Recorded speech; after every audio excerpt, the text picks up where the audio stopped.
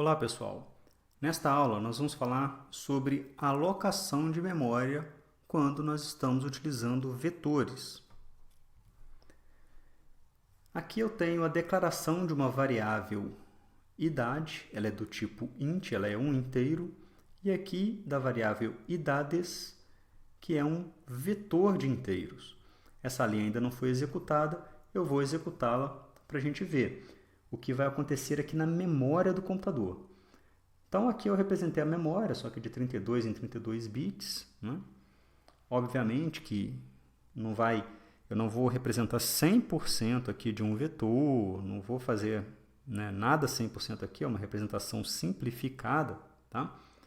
Mas vai dar uma ideia de como que funciona essa alocação de memória, tanto para o nosso inteiro quanto para o nosso vetor. Okay? Então eu vou executar essa primeira linha. Então, declarei uma variável idade. Foram alocados, então, na memória do computador, 32 bits para a minha variável idade. E agora, nós vamos executar o nosso vetor de idades. Na hora que eu executar aqui, ele também alocou um espaço de memória para este meu vetor. Mas existe uma diferença. Nós vamos conversar sobre isso. Note que o tamanho da alocação, você não precisa se preocupar com isso não. Tá? Aqui é só uma representação que eu fiz. Então vamos lá. Temos a próxima linha, idade vai receber 10, porque para eu atribuir algo à variável idade, que é um inteiro, posso, por exemplo, atribuir 10. Então, na hora que eu executar essa linha, vou executar agora, está lá. A minha variável idade passou a receber 10. Agora eu quero atribuir algo ao meu vetor de idades. Só que como se trata de um vetor, eu posso atribuir o quê? Um vetor.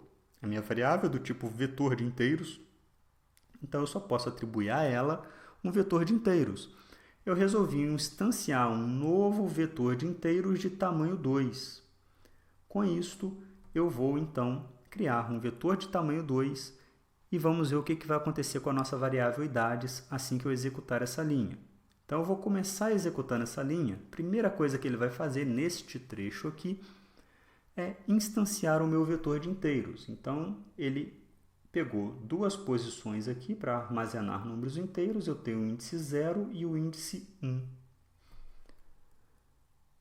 Ele ainda não concluiu, ele simplesmente instanciou. Agora, ele precisa, de fato, atribuir. E na hora que ele atribui, olha o que vem para cá. Esse tralha 96, eu usei esse tralha aqui para diferenciar quando eu estou armazenando um valor para quando eu estou armazenando um endereço de memória. Então, aqui na minha variável idades, na verdade, o que eu tenho é o endereço de memória de onde está o meu vetor.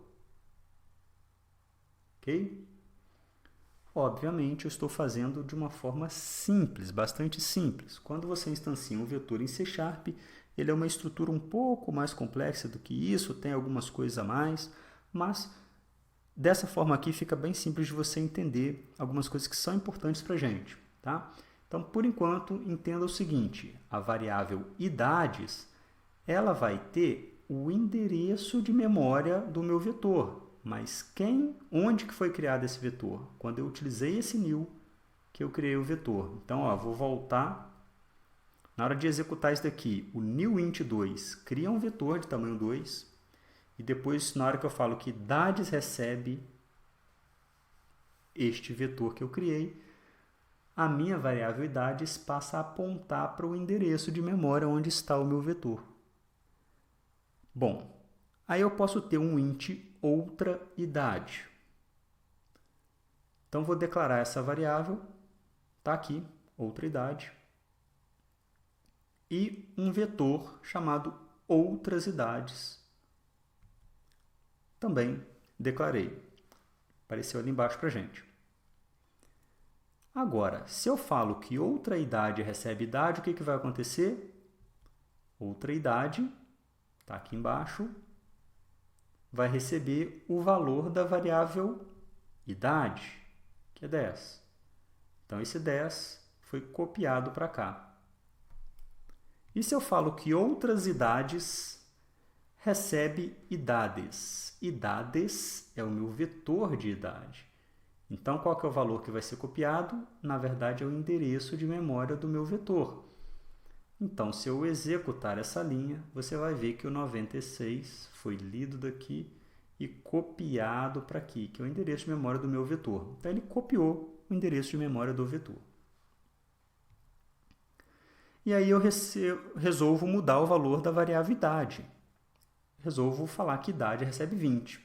Se eu executar essa linha, ele muda o quê? Só a variável idade. No anterior, vou voltar, eu tinha falado que outra idade recebe idade. Então, ele tinha feito a cópia desse valor para cá.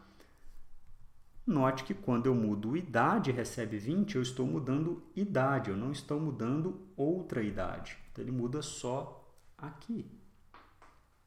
Ok? E o que acontece se eu falo que idades índice 0 recebe 40? Na hora que eu for executar isso daqui, idades índice 0 é este elemento aqui. É o primeiro elemento do meu vetor idades. Ele recebeu 40.